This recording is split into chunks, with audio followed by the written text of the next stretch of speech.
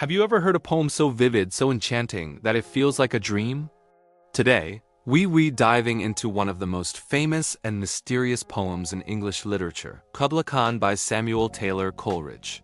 This isn't just a poem. It's a portal to a lost world, a vision of a magnificent palace, and a story about its legendary creator. So who was Kubla Khan? He wasn't just a character in a poem.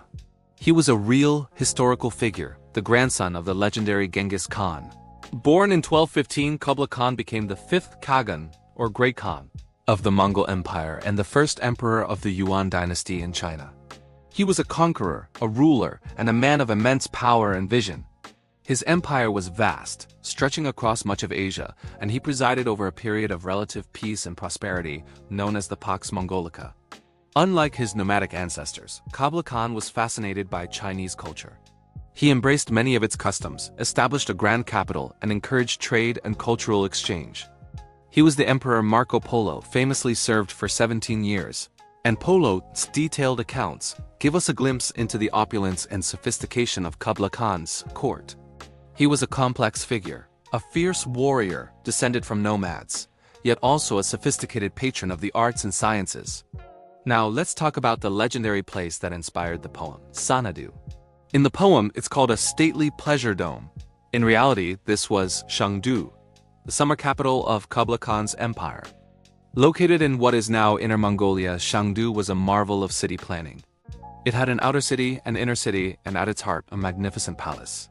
Marco Polo described it as a palace made of marble and other beautiful stones, with rooms gilded and painted with figures of men, beasts, and birds.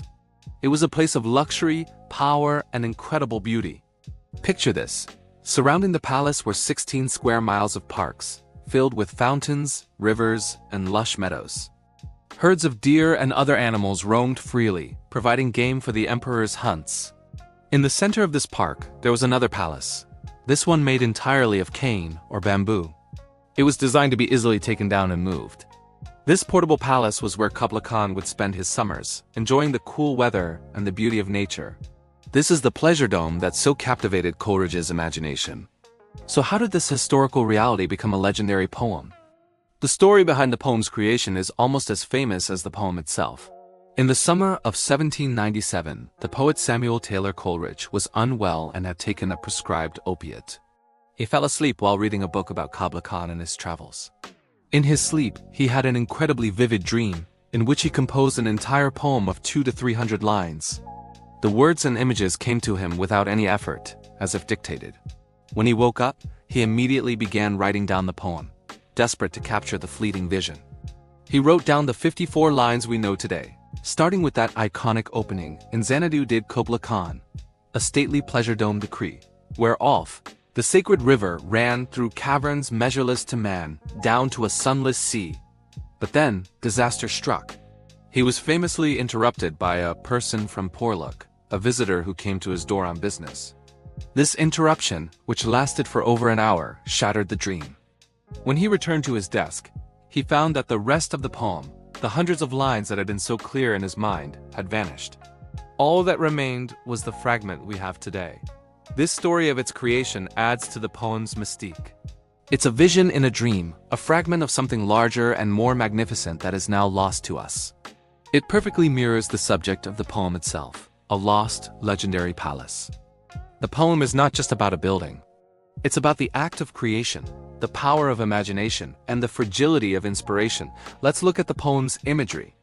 Coleridge paints a picture of a place of incredible contrasts. On one hand, you have the stately pleasure dome, with its gardens bright with sinuous rills, a place of order, beauty, and human creation. The walls and towers were built to enclose twice 5 miles of fertile ground. It's a paradise, a man-made Eden. But right next to this perfect garden is something wild, untamed, and even terrifying. The poem describes a deep romantic chasm, a savage place that was holy and enchanted. From this chasm, a mighty fountain erupts, throwing up fragments of rock like rebounding hail. This is the raw, chaotic power of nature. The sacred river, Alf, flows from this chaotic source, meanders through the beautiful gardens, and then disappears into caverns measureless to man and a sunless sea. It's a journey from the wild and unpredictable, through the ordered and beautiful, and finally into the mysterious and unknown. This duality is at the heart of the poem. It's about the tension between civilization and nature, order and chaos, the conscious and the unconscious mind. The poem takes another turn in its final section. The narrator remembers a vision of an Abyssinian maid playing a dulcimer and singing of Mount Abora. He feels that if he could only revive her song within him, he would be able to recreate the pleasure dome of Xanadu in the air with his music. He would become a figure of awe and terror, a creative genius so powerful that people would cry, "Beware! Beware!"